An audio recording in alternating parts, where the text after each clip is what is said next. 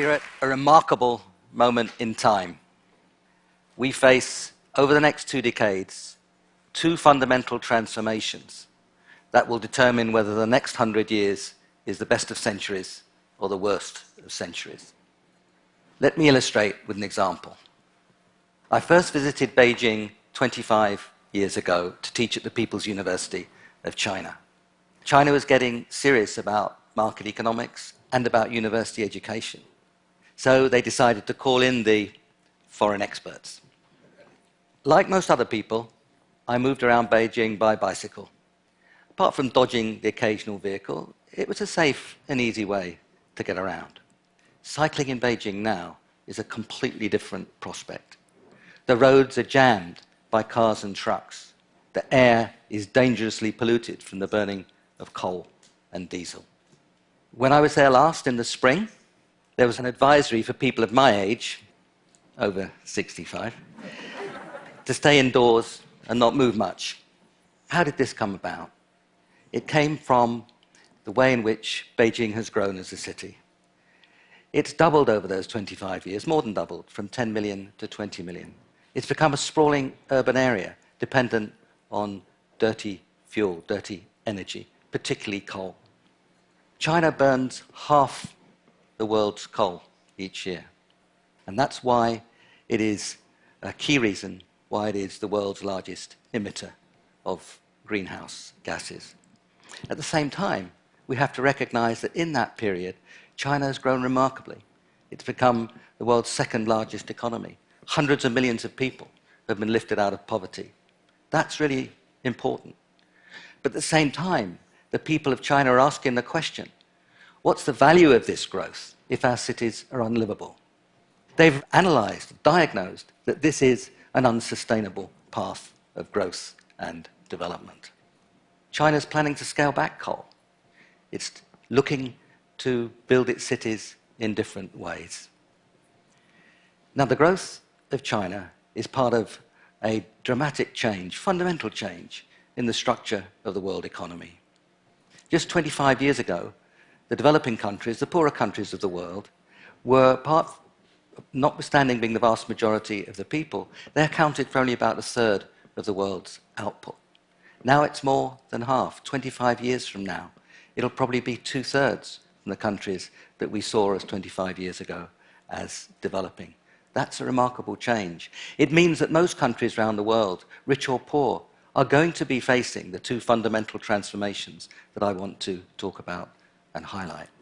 Now, the first of these transformations is the basic structural change of the economies and societies that I've already begun to illustrate through the description of Beijing. 50% now in urban areas. That's going to go to 70% in 2050. Over the next 2 decades, we'll see the demand for energy rise by 40%. And the growth in the economy and in the population is putting increasing pressure on our land, on our water, and on our forests. This is profound structural change. If we manage it in a negligent or a short-sighted way, we will create waste, pollution, congestion, destruction of land and forests. If we think of those 3 areas that I've illustrated with my numbers, cities, energy, land, if we manage all that badly, then the outlook for the lives and livelihoods of the people around the world would be poor and damaged. And more than that, the emissions of greenhouse gases would rise with immense risks to our climate.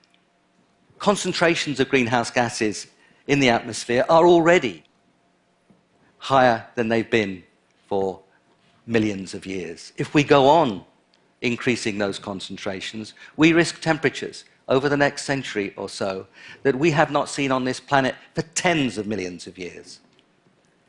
We've been around as Homo sapiens, with a rather generous definition, sapiens, for perhaps 250,000 years, 250,000. We risk temperatures we haven't seen for tens of millions of years, over a century. That would transform the relationship between human beings and the planet. It would lead through changing deserts, changing rivers, changing patterns of hurricanes, changing sea levels, hundreds of millions of people, perhaps billions of people who would have to move. And if we've learned anything from history, that means severe and extended conflict. And we couldn't just turn it off. You can't make a peace treaty with a planet. You can't negotiate with the laws of physics. You're in there. You're stuck.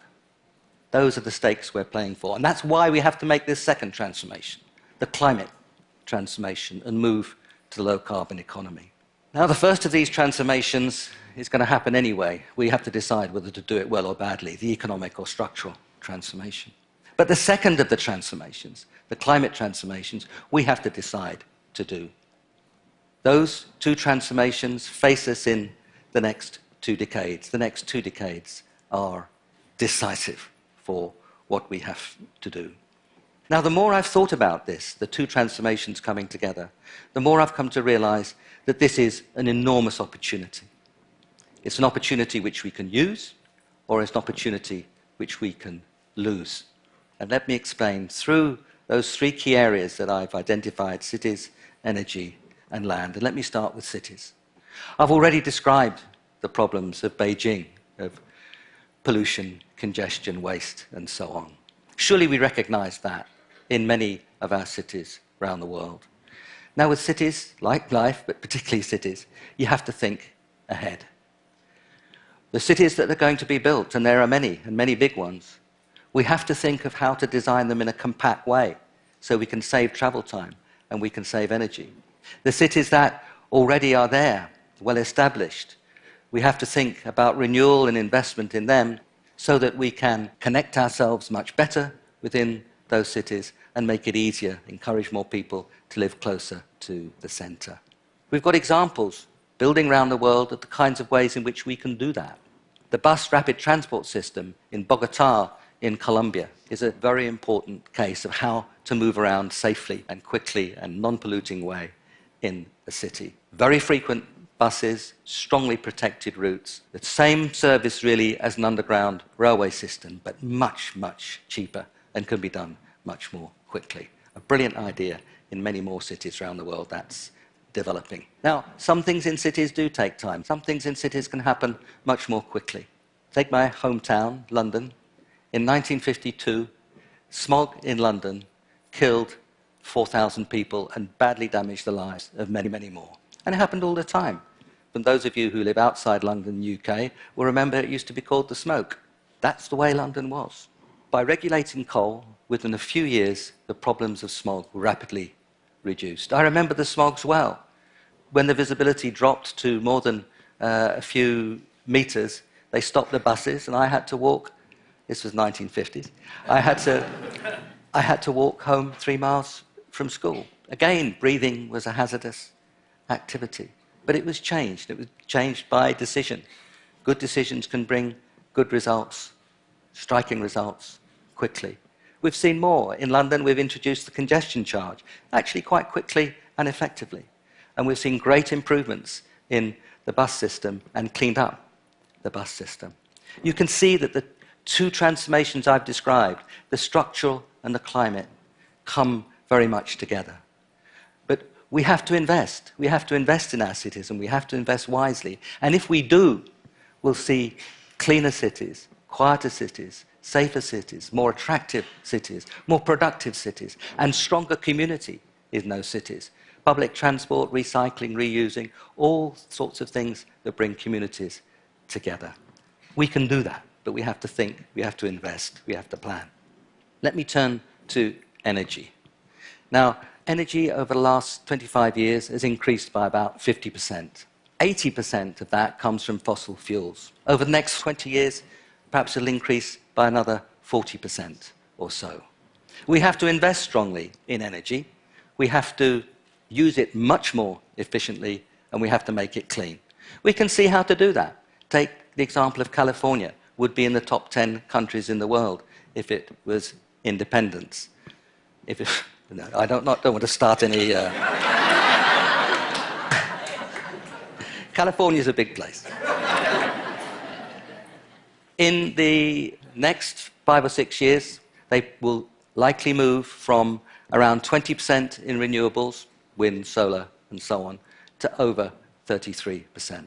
And that would bring California back to greenhouse gas emissions in 2020 to where they were in 1990, a period when the economy of California would more or less have doubled. That's a striking achievement, shows what can be done. Not just California, the incoming government of India is planning to get solar technology to light up the homes of 400 million people who don't have electricity in India. They've set themselves a target of 5 years. I think they've got a good chance of doing that. We'll see.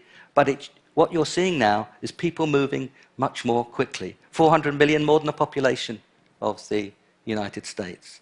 Those are the kinds of ambitions now people are setting themselves in terms of rapidity of change. Again, you can see good decisions can bring quick results, and those two transformations, the economy and the structure, and the climate, the low carbon, are intimately intertwined. Do the first one well, the structural, the second one on the climate becomes much easier. Look at land. Land, and particularly forests. Forests are the hosts to valuable plant and animal species. They hold water in the soil, and they take carbon dioxide out of the atmosphere, fundamental to the tackling of climate change. But we're losing our forests. In the last decade, we've lost a forest area the size of Portugal, and much more has been degraded. But we're already seeing that we can do so much about that. We can recognize the problem, but we can also understand how to tackle it. In Brazil, the rate of deforestation has been reduced by 70% over the last 10 years. How? By involving local communities, investing in their agriculture and their economies, by monitoring more carefully, by enforcing the law more strictly. And it's not just stopping deforestation, that's of course of first and fundamental importance, but it's also regrading degraded land, regenerating, rehabilitating degraded land. I first went to Ethiopia in 1967. It was desperately poor. In the following years, it suffered devastating famines and profoundly destructive social conflict. Over the last few years, actually more than a few, Ethiopia has been growing much more rapidly. It has ambitions to be a middle-income country 15 years from now and to be carbon neutral. Again, I think it's a strong ambition, but it is a plausible one. You're seeing that commitment there. You're seeing what can be done. Ethiopia is investing in clean energy. It's working in the rehabilitation of land. In Humbo, in southwest Ethiopia, a wonderful project to plant trees on degraded land and work with local communities on sustainable forest management has led to big increases in living standards. So we can see from Beijing to London, from California to India, from Brazil to Ethiopia, we do understand how to manage those two transformations, the structural and the climate. We do understand how to manage those well.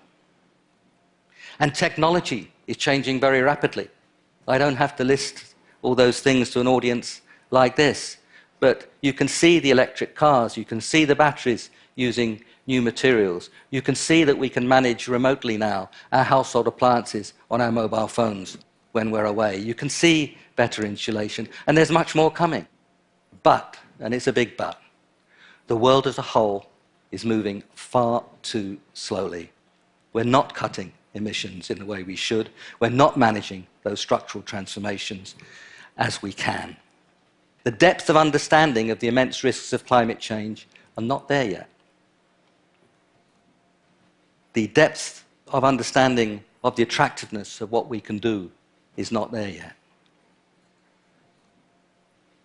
We need political pressure to build. We need leaders to step up.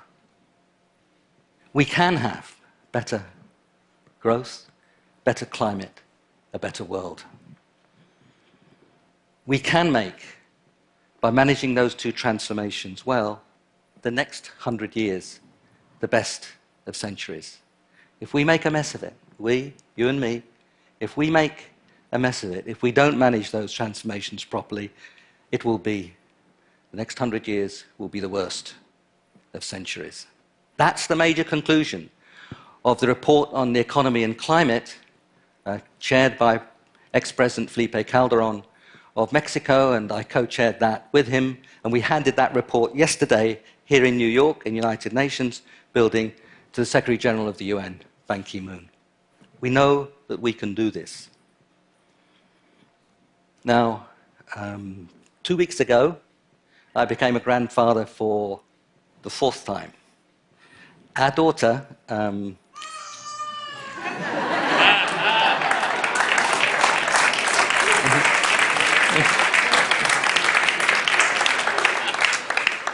our daughter gave birth to Rosa here in New York 2 weeks ago. Here are Helen and Rosa.